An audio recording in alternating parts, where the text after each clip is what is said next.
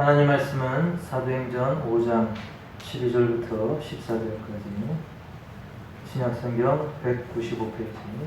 하나님 말씀은 신약성경 사도행전 5장 12절부터 14절 신약성경 195페이지. 사도들의 손을 통하여 민간의 표적과 기사가 많이 일어나매 믿는 사람이 다 마음을 같이하여 솔로몬 행각에 모이고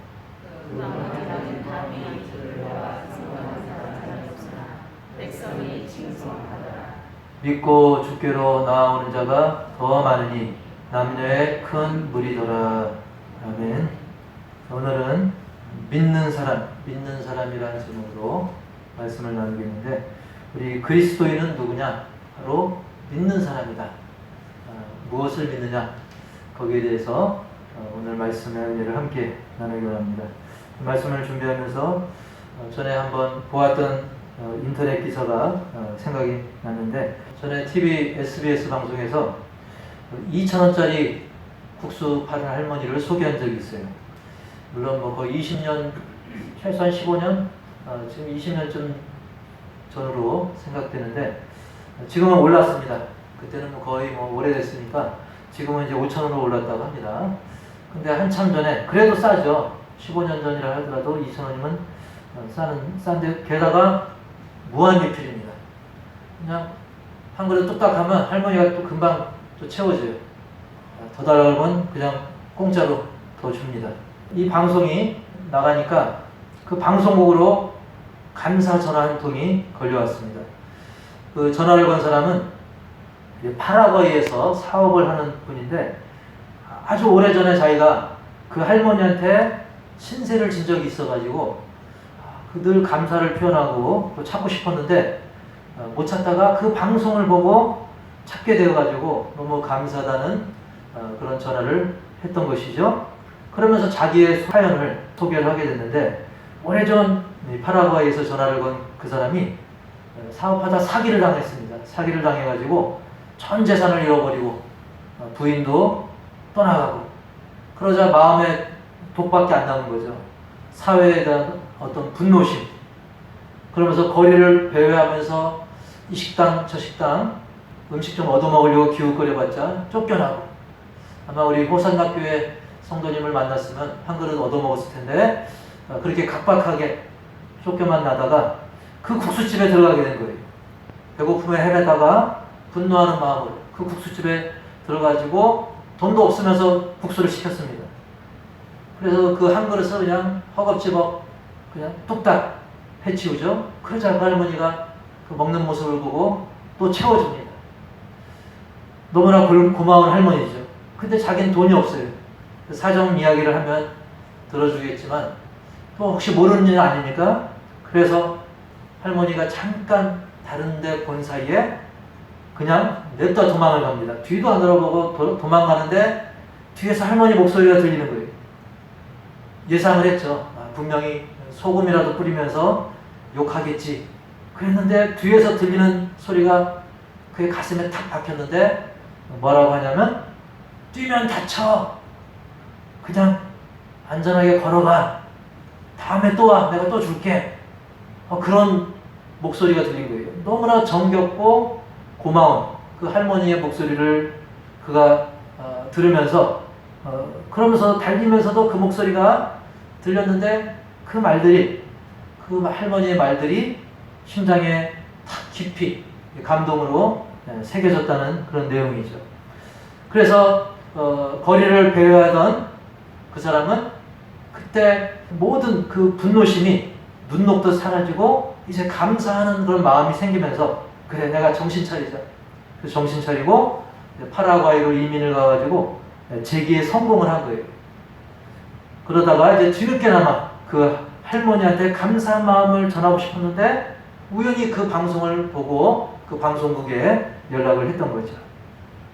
그러면서 나중에 이제는 그 할머니의 사연까지 알려졌어요. 그 할머니에게 어떤 사연이 있었는가 보니까 저도 이거는 최근에 알았어요. 그 할머니도 사실은 옛날에 41살에 과부가 됐는데 자녀가 4남매나 됐던 것입니다. 그래서 남편 없이 온갖 고생을 하면서 지내다가 정말 그 아들이 또 심장마비로 먼저 또 세상을 떠나보낸 그런 아픔이 있었어요. 그랬지만 그걸 이겨내고 매일 감사한 마음으로 그 사랑을 베푸는 그런 훌륭한 할머니였던 거죠. 저는 이 사연을 접하면서 그런 생각이 듭니다. 떠오르는 생각은 뭐였냐면, 사실 그 할머니가 그 파라과이로 이민 갔던 그 사람에게는 어떻게 보면 돈으로 치면 얼마 안 되죠. 국수 몇 그릇이었습니다. 그리고 따스한 말 한마디였어요.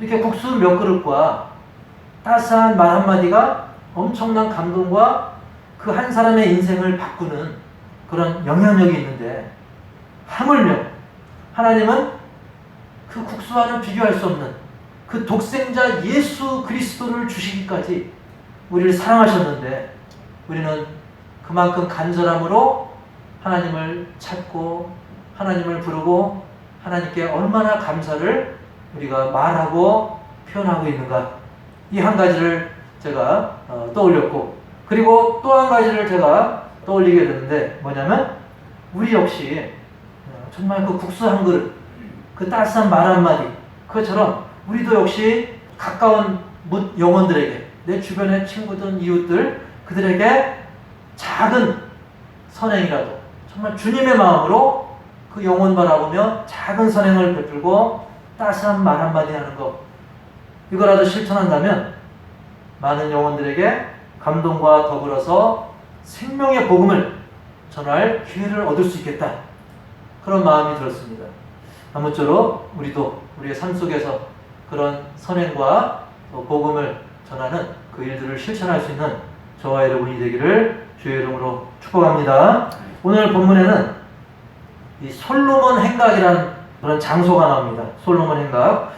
사도행전 5장 12절, 우리가 천천히 뜻을 새겨보면서 함께 같이 읽어볼까요? 시작. 사도들의 손을 통하여 민간에 표적과 기사가 많이 일어나매 믿는 사람이 다 마음을 같이하여 솔로몬 행각에 모이고. 아멘. 어디에 모였다고요? 솔로몬 행각. 예. 여기서 행각이라고 하는 게 뭐냐면, 이제 비와 눈비나 햇빛을 가릴 수 있는 이 지붕이 있습니다. 지붕은 있는데 벽 없이 이렇게 기둥을 박아놓은 거예요. 그래가지고 이제 비를 피할 수 있고 사람들이 너도나도 이렇게 왕래할 수 있는 그런 건축물이죠. 그래서 벽 없이 기둥으로 받쳐져 있는데, 오늘 본문에 나오는 솔로몬 행각은 기둥이 무려 162개의 기둥이 있었어요. 그러니까 이 행각이 작은 행각이에요? 큰 행각이에요? 큰 행각이죠. 기둥만 162개나 있는 굉장히 큰 행각이어서 많은 사람들이 모일 수 있습니다.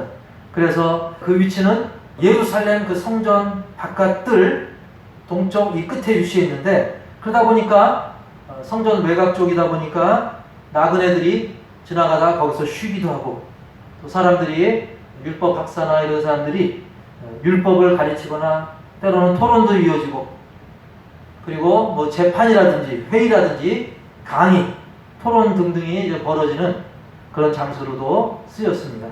예수님도 이곳에서 유대인들과 논쟁을 벌이기도 했었고요. 또 베드로를 비롯해가지고 사도들도 이곳에서 말씀을 전하기도 했던 그런 장소인 것입니다.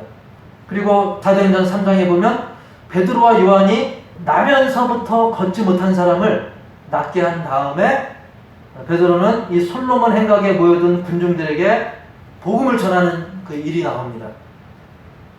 그러자 이제 수많은 사람들이 그 설교를 듣고 예수님을 믿는 그런 놀라운 역사가 일어나는데, 그때 당시 예수 믿는 사람이 5,000명이나 늘어나는 그런 어마어마한 역사가 이 솔로몬 행각에서 일어나기도 했던 거예요. 그런데 이 행각의 이름이 무슨 행각이라고 했어요? 솔로몬 행각. 네, 솔로몬 하면 우리가 뭘 떠올립니까? 뭐의 왕이라고 그래요?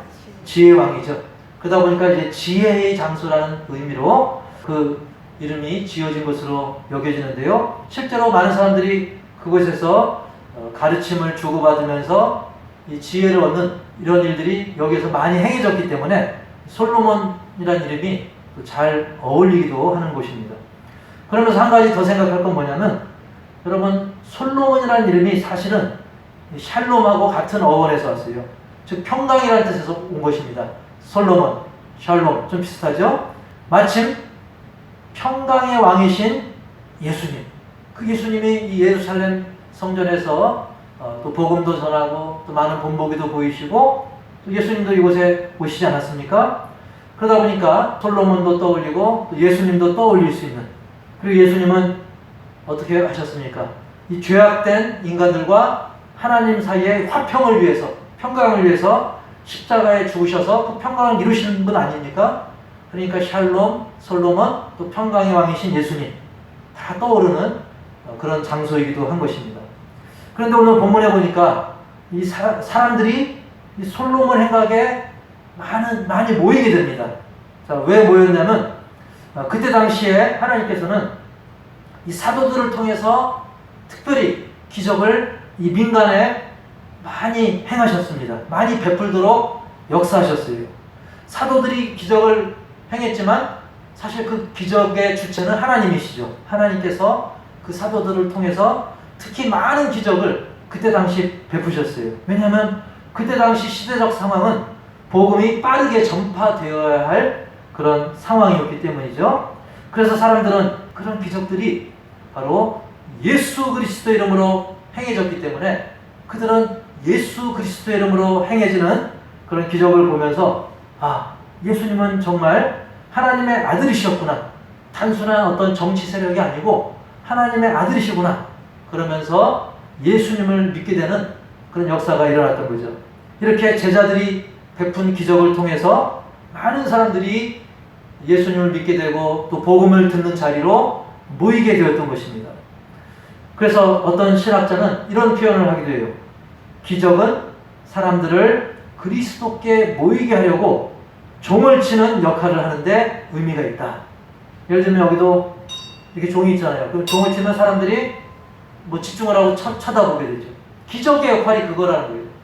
이 기적을 통해서 기적이 마치 종소리처럼 사람들로 하여금 예수님에 대해서 귀를 기울이고 관심을 보이게 하는 또 좋은 통로가 된다는 거예요. 아니나 다를까 오늘 말씀을 봐도 기적을 통해서 믿는 사람이 다 마음을 같이하여 솔로몬 행각에 모이게 되었다고 말씀을 하고 있는 것이죠. 하지만 다른 모습도 있습니다. 이 기적을 보고 믿는 사람들이 함께 모이기도 했지만 한편으로는 믿지 않는 사람들도 있죠. 그리고 멀리하는 사람도 있습니다. 사도행전 5장 13절 그들과 상종하는 사람이 없으나 백성이 칭송하더라. 아멘. 그 나머지는 즉 믿지 않는 유대인들을 말하는 거예요. 표적이 일어나고 막 기사가 일어나는데 즉 안전뱅이가 일어나고 막 놀라운 기적의 역사가 일어나는데도 불구하고 여전히 믿지 않는 자들이 존재한다는 거죠. 심지어 같은 유대 민족임에도 불구하고 그들은 믿는 자들과 거리를 뒀어요. 상종하지 않았다고 했습니다. 하지만 그럼에도 불구하고 백성들은 사도들과 예수 믿는 그 신자들을 칭송하는 일들은 여전히 있었던 것입니다. 여기서 우리는 이 복음이 전파되고 기적이 나타나는 그런 상황 속에서 이 세 가지 반응을 보게 됩니다. 하나는 믿는 그룹이죠. 믿는 사람들이 생겨나는 거예요. 기적을 보면서 정말 예수님 하나님의 아들이시구나. 예수님 믿어야 되겠다. 또 한 세력은 이 반대 그룹이죠. 그래도 안 믿는 거예요. 기적이 일어나든 말든 안 믿어버려요. 그리고 세 번째는 믿는 것도 아니고 반대하는 건 아닌데 그래도 적대시하진 않아요. 그냥 방관하는 거죠. 믿기를 미루거나 때로는 그들 중에 나중에는 칭찬을 하기도 합니다. 그래도 예수 믿는 것들 잘하네. 기적도 일어나고 저 사람들 선행도 베풀고 박수는 쳐주고 칭찬하는데 그냥 방관하는 거예요. 그러니까 믿는 그룹이 있고요. 반대하는 그룹이 있고요. 믿지는 않지만 방해도 하지 않는 방관자 그룹이 있습니다. 이 세 번째 방관자 그룹 중에는 칭찬을 해주는 사람도 있어요. 박수도 쳐주고. 그래서 나중에는 시간이 흘러가지고 그들 중에는 주님께 돌아오는 자들도 간혹 있다는 것이죠. 자, 이렇게 된 거는 사실 기적을 행했던 그리고 복음을 전파했던 사도들과 제자들이, 신자들이 자기 자신을 내세운 것이 아니라 겸손하게 하나님을 증거하고 예수 그리스도의 복음을 전한 그런 결과인 줄 믿습니다. 물론 하나님의 절대 주권이긴 하지만 이단들은 어떻습니까? 자기를 주장해요. 하나님이 고쳐줬지만 내가 고친 거라고 주장합니다. 그래서 박태선이라든지 그런 이단들, 옛날 전도관 했던 그런 박태선 같은 사람은 처음에는 하나님께서 고쳐주신 것처럼 하다가 자기가 고친 것으로 살짝 말을 바꾸고 나중엔 자기가 천부 하나님이라고 주장하지 않았습니까? 하지만 신실한 우리 주님의 사도들, 제자들은 겸손하게 이 모든 것 예수 그리스도의 이름으로 고쳤고 예수 그리스도의 능력을 증거한 결과 이런 놀라운 믿음의 사람들이 늘어나는 역사가 굉장히 강력하게 일어난 거예요. 그래서 비록 반대하는 세력도 있었지만 상종하지 않는 사람도 있었지만 14절의 결과가 나오는 거죠. 14절. 다 같이 시작. 믿고 주께로 나오는 자가 더 많으니 남녀의 큰 무리더라. 아멘. 우리 교회도 이런 역사가 있기를 축원합니다. 믿고 주께로 나오는 자가 그냥 많다고 하지 않고 더 많으니 남녀의 큰 무리더라. 놀라운 성령의 역사가 일어난 거예요. 그 결과 사람들이 모이고 기적이 일어나고 사람들이 모이고 거기서 복음이 선포되고 그럴 때 믿고 주님께로 나오는 자가 더 많았다고 그랬어요. 상종하지 않는 무리보다 주님께 나오는 사람들, 믿고 주님께 나오는 사람들이 더 많아서 남녀의 큰 무리가 되는 놀라운 역사가 일어났던 것입니다. 그때 시대는 어땠습니까? 막 예수 믿다가 잘못하면 죽을 수 있는 그런 시대입니다. 그럼에도 불구하고 이런 놀라운 역사가 일어난 거예요. 그렇습니다. 복음 전파 그리고 기적 이것을 본 사람들 중에는 반대하는 사람, 방관하는 사람도 있었지만 그럼에도 불구하고 믿고 주께로 나오는 자가 더 많아서 남여의 큰 무리를 이루게 됩니다. 제가 왜 여에다가 힘을 줬냐면 그때 당시는 우리 옛날 고려 때 조선시대처럼 여자들을 좀 경시하는 시대였어요. 그 숫자에도 여자를 잘 포함 안 시키거나 그런 시대였습니다. 그럼에도 불구하고 복음에는 남녀노소가 따로 없습니다. 복음에는 빈부귀천이 따로 없는 것입니다. 그렇기 때문에 남자든 여자든 어린아이든 노인이든 하나님 앞에선 똑같이 한 영혼이고 복음을 믿으면 누구든지 그리스도인이 되는 것입니다. 그리스도인은 바로 믿는 사람입니다. 그리스도인은 바로 믿고 주님께로 나오는 그런 사람이 그리스도인 것입니다. 복음에는 차별이 없는 것입니다. 여기서 우리는 차별 없는 복음의 놀라운 그 무차별성을 우리가 볼 수 있는 대목이죠. 이렇게 12절이든 14절이든 믿는 사람 또는 믿고 주께로 나오는 사람이 바로 그리스도인이에요.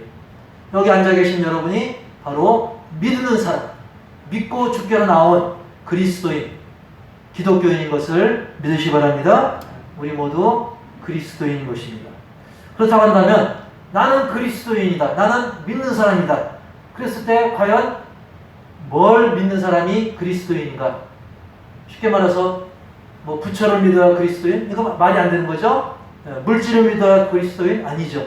무엇을 믿는 게 믿는 사람, 그리스도인의 핵심인가 하는 그런 말인 거죠. 그래서 과연 그리스도인은 무엇을 믿는 사람을 말하는가 했을 때 여러 가지 사람에 따라 강조점이 다 틀립니다. 신학자들도 그렇고요. 그래서 어떤 분은 사도신경이 핵심이다 라고 말하는 사람이 있어요. 또 어떤 분은 주기도문이 더 핵심이다. 아니다. 계명이다. 십계명이다. 그래서 하나님 사랑, 이웃 사랑이 핵심이다. 그걸 믿어야 된다. 또 팔복을 믿어야 된다. 여러분 이 중에 틀린 거 하나 없습니다. 그런데 이게 다 포함되는 거예요. 어떤 것이 더 중요하고 덜 중요하고를 떠나서 사도신경, 주기도문, 또 주님의 계명, 또 팔복 등등 다 포함해서 이 사람마다 100명이면 100명이 강조도가 다 틀리기 때문에 정답은 뭐냐면 한 가지로 우리가 정의를 내리면 바로 제목을 읽어보겠습니다. 시작. 믿음이란 말씀을 믿는 것이다. 바로 말씀을 믿는 것이 믿음이에요. 말씀 신앙. 이 말씀을 믿는 거 안에 사도신경의 내용이 포함되어 있습니다. 주기도문도 포함되어 있고 십계명도 포함되어 있고 팔복도 포함되고 그 외에 뭐 모든 것, 믿음, 소망, 사랑 중에 제일 큰 사랑이나 이것도 다 포함이 되어 있는 거예요. 그래서 이거 하나로 정리되는 거예요. 여러분, 믿음이란 말씀을 믿는 것입니다. 우리 모두 말씀을 창세기부터 계시록까지 1.1획도 빠짐없이 다 믿는 사람 참 그리스도인이 되기를 축복합니다. 요한복음 5장 46절과 47절에 예수님의 말씀이죠. 다 같이 시작. 모세를 믿었다라면 또 나를 믿었으니 이는 그가 내게 대하여 기록하였습니다. 그러나 그의 글도 믿지 아니하거든 어찌 내 말을 믿겠느냐 하시니라. 아멘. 예수님께서 하신 말인데 한마디로 모세가 예수님에 대해서 기록한 말 그리고 그의 글 이것이 바로 뭐냐면 이 성경을 말하는 거예요. 성경을 믿는다면 예수님을 믿는 건 당연하다라는 그런 말씀인 것입니다. 즉 예수님을 믿는 것 그리고 우리 믿는 자들의 핵심은 바로 기록된 이 말씀 이 성경 말씀을 읽을 때 이 성경 말씀은 바로 읽는 자로 하여금 구원받고 모든 삶의 원리를 터득하기에 충분한 하나님의 사랑의 편지가 되는 줄 믿으시기 바랍니다. 여러분 우리가 사랑하는 사람이 보낸 편지 거기에 담긴 이 사랑의 말들 또 진실의 말들 그것이 그 사람에게 감동을 주듯이 물론 사람은 뭐 속이기도 하지만 우리 하나님의 사랑의 편지 그 사랑이 넘치는 정말 이 성경을 쫙 짜면 사랑이 나올 정도로 사랑이 가득한 이 편지 바로 말씀입니다. 이 말씀을 믿으면 우리는 하나님을 온전히 다 믿는다라고 해도 과언이 아닐 정도인 것입니다. 바로 믿음의 핵심은 바로 말씀을 믿는 것이라는 것. 이것을 깊이 새길 때 우리는 이단이라든지 그런 데 빠지지 않고 온전한 믿음의 사람이 될 수 있는 거예요. 그런데 우리는 기왕이면 우리의 믿음이 걸음마 단계가 아니라 이제는 좀 장성한 단계, 더 성장한 믿음으로 더 나아가야 될 텐데요. 그러기 위해서 두 번째로 새길 건 뭐냐면 보고 듣는 믿음에서 초월의 믿음. 보고 믿는 믿음에서 이제 초월의 믿음으로 나아가야 된다는 거예요. 여러분, 우리의 믿음은 정말 보여줘야만 믿는 그런 믿음이 아니라 마치 도마가 보여달라고 의심 많은 도마 그런 믿음이 아니라 이제는 보이지 않고도 믿는 백부장과 같이 주님 안 오셔도 됩니다. 그냥 명령만 하시면 멀리 떨어져 있어도 그 명령대로 될 겁니다. 제가 군대에서 병사들한테 명령하면 착착착 움직이듯이 주님 명령만 하십시오 했던 그런 믿음, 안 보고도 믿는 그 믿음으로 우리가 믿음이 자라나야 한다는 거죠. 그것이 바로 환경과 감정과 계산을 초월하는 그런 믿음인 것입니다. 어떤 사람은 간혹 그렇게 이야기합니다. 이 봐야 믿는 믿음은 믿음이 아니다라고 주장하는 사람도 있어요. 보여주는데 안 믿는 사람은 어디 있어? 이렇게 주장하는 사람도 있습니다. 그런데 성경을 보니까 보고도 안 믿는 사람이 있더라고요. 우리 아까 성경 읽을 때 그런 얘기 나오잖아요. 하나님께서 사도들을 통해서 민간에 많은 이적과 많은 기적을 행했어요. 그런데 상종하지 않고 안 믿는 사람도 있어요, 없어요? 있더라는 거예요. 뻔히 기적을 보고도. 예수님 부활하신 거 많은 사람이 봤어요. 제자들뿐만 아니라 500의 형제가 일시에 봤다고 했습니다. 그런데도 안 믿는 사람들이 여전히 존재한다는 거예요. 실제로 보고도, 심지어 부활하신 주님을 보고도 저거 사기겠지, 비슷한 사람 저거 한 거겠지. 여러분, 그러기 때문에 물론 안 보고 믿으면 더 좋겠지만 보고 믿는 믿음도 믿음인 것을 우리가 인정하시기 바랍니다. 단 봐야 믿는 믿음은 믿음이지만 좀 초보적 단계의 믿음이에요. 그렇죠? 보여줘만 믿는 것, 증거가 있어야만 믿는 것. 이것은 아주 걸음마 단계이기 때문에 우리는 그런 믿음보다는 이제는 그 초보적 단계를 떠나서 그리고 사람들이 이러쿵저러쿵 하는 말에 흔들리는 상황과 환경에 따라 흔들리는 그런 믿음을 초월해가지고 이제는 우리의 믿음이 더 성장해가지고 안 보고도 믿는 믿음 그리고 환경과 상황이 바뀌어도 모든 것을 초월해서 믿는 그런 믿음으로 나아갈 수 있기를 주의 이름으로 축원합니다. 목사님 말이 쉽지요? 어려워요? 물론 우리 힘으로는 어렵습니다. 하지만 우리에게는, 우리 심령 가운데는 모든 것을 초월하신 예수님이 여러분 마음에 계십니다. 믿으시기 바랍니다. 초월하시는 예수님을 믿는 그 믿음으로 가능한 것입니다. 여러분, 예수님을 따랐던 제자들 보세요. 그 제자들은 예수님을 몇 년간 따라다녔어요? 3년간 따라다녔어요. 3년간 같이 예수님과 먹고 자면서 얼마나 많은 체험을 했습니까? 예수님을 통해서. 막 예수님이 바다 위를 걷는 것 보고 맹인의 눈도 뜨게 하고 절름발이 일으키고 이런 기적을 제자들은 직접 가까이서 봤어요. 그럼에도 불구하고 예수님이 어느 날 십자가에서 죽으시니까 또 무덤에 갇히시니까 그들은 다 잊어버렸어요. 예수님이 부활할 걸 잊어버렸어요. 예수님의 부활을 그만 거기에 대한 부활에 대한 믿음을 놓쳐버린 거죠. 그래서 흩어져서 숨어 지내고 그렇게 답답하게 예수님을 온전히 믿지 못했던 거죠. 하지만 그 제자들도 어떻게 됩니까? 성령으로 말미암아 이제는 믿는 자들이 되어서 죽음 앞에서 그들이 순교를 당하면서도 담대한 복음의 증인이 되었던 것입니다. 할렐루야. 우리 역시 어떤 기적이 일어나야 되고 내 하는 일이 좀 잘 풀려야 되고 그래야만 믿던, 뭔가 증거가 보여야만 믿던 그런 믿음에서 이제는 성령으로 말미암아 또 성령의 검인 말씀으로 말미암아 담대한 믿음, 환경과 상황을 초월하는 믿음, 성장한 믿음으로 자라가기를 주의 이름으로 축복합니다. 그래서 예수님도 뭐라고 말씀하십니까? 요한복음 20장 29절에 이렇게 말씀하시요. 예수께서 이르시되 너는 나를 본고로 믿느냐? 보지 못하고 믿는 자들은 복되도다 하시니라. 아멘. 믿음이라고 같은 믿음이 아니죠? 이제는 아장아장하던 믿음에서 걷는 믿음으로, 이제는 뛰어가는 믿음으로 다윗처럼 담대하게 적을 향해, 골리앗을 향해 달려가는 그런 믿음으로, 장성한 믿음으로 주님께 많은 은혜를 받고, 그리고 주님께 너는 참 복되구나 라고 칭찬받는 믿음의 사람들이 되길 바랍니다. 그리고 세 번째로는 믿음을 위해 성령의 도우심을 구하라. 그런 믿음이 되기 위해서 성령의 도우심을 구하라는 거예요. 여러분, 우리가 믿음을 갖게 된 것도 그냥 우연히 내가 아무개를 만나서 믿었는데 참 고맙네, 그 사람 때문이야. 물론 그 사람을 하나님이 쓰신 건 맞습니다. 하지만 그 사람을 쓰시면서 그 가운데 성령의 역사가 있었던 거예요.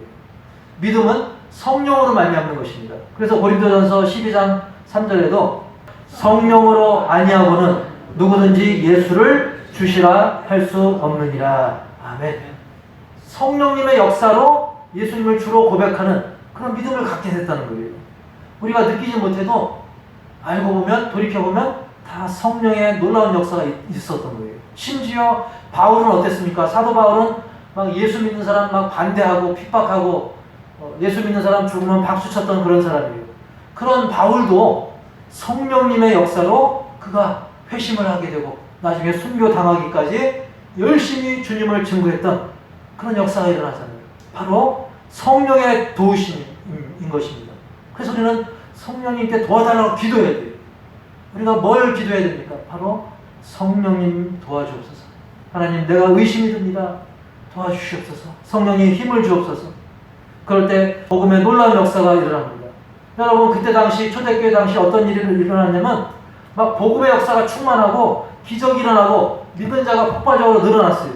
하지만 그때 반대의 세력도 늘어납니다. 스데반이 복음을 전할 때 굳이 귀까지 막고 맹렬히 핍박하는 자들도 있었던 것입니다.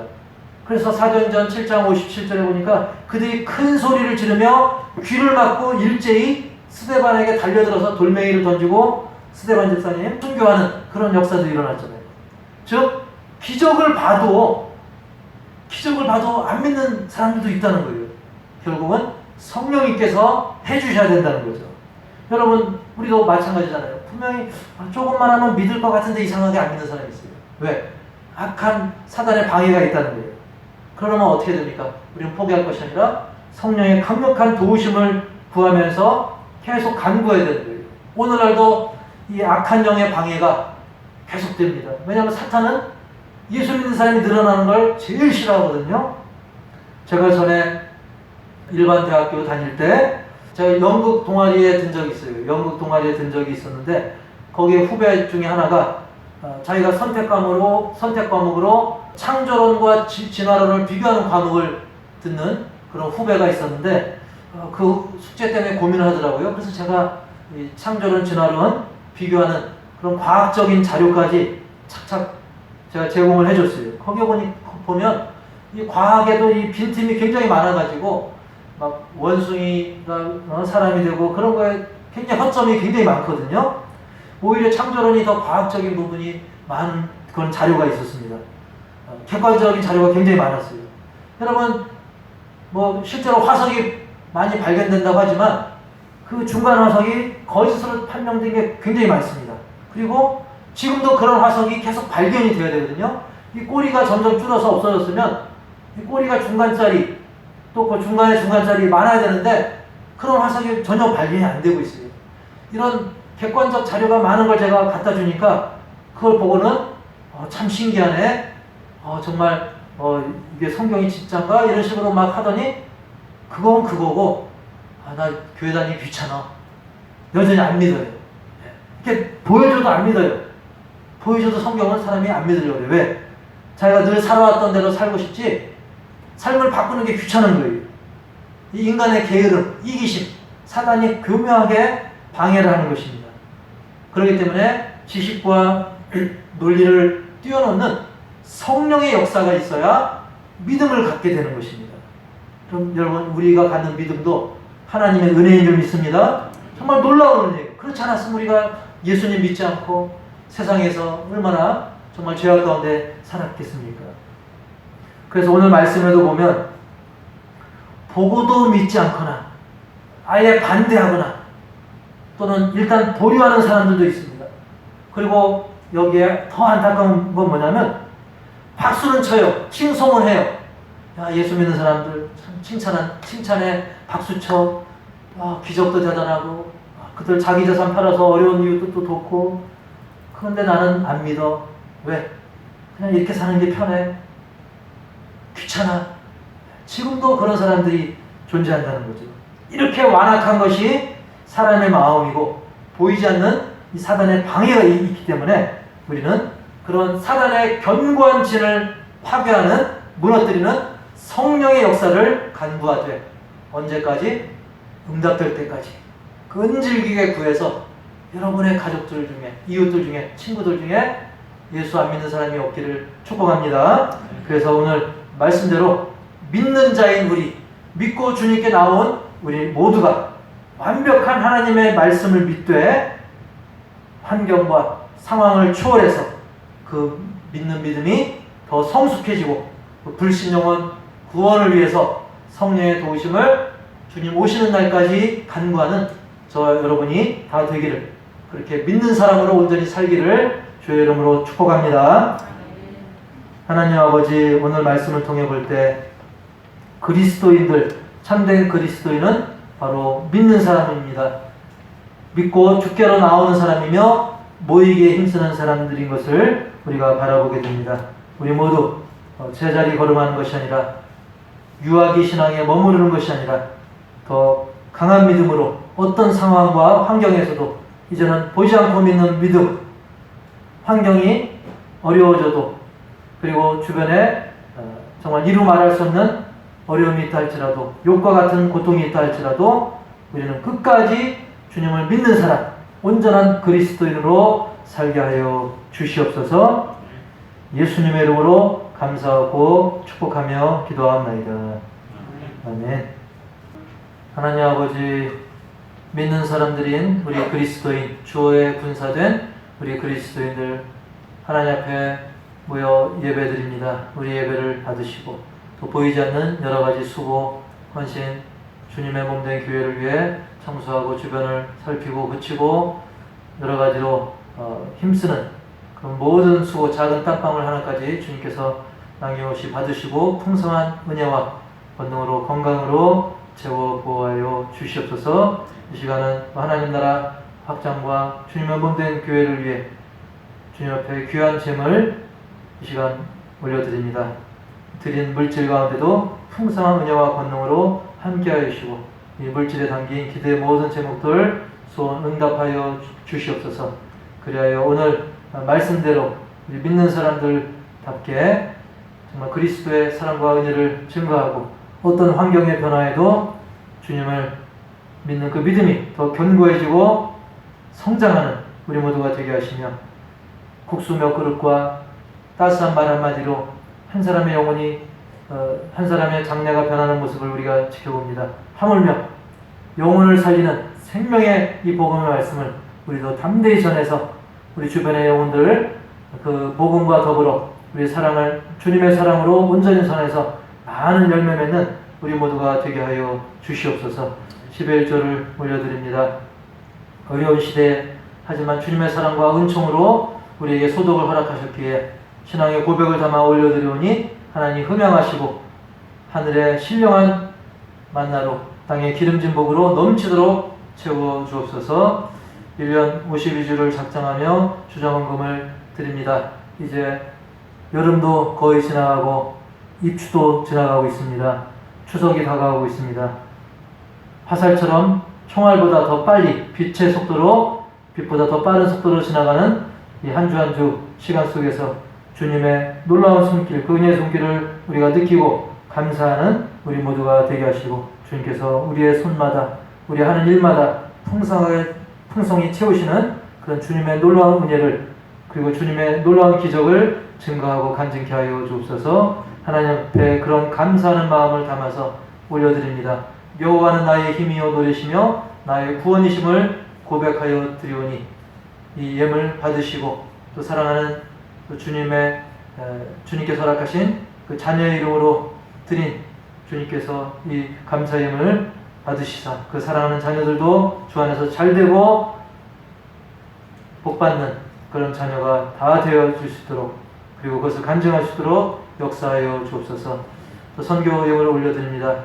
이 선교 예물을 통해서 선교지에 정말 주님의 사랑이 전달되어지고 강력한 사단의 괴계를 무너뜨리는 강력한 기도의 응답도 증거가 되어서 선교지에서 좋은 소식이 들려지게 하시고 이 귀한 선교에 동참한 신령들에게 선교사님들이 누리는 복을 함께 누리는 아름다운 역사가 있게 하여 주옵소서.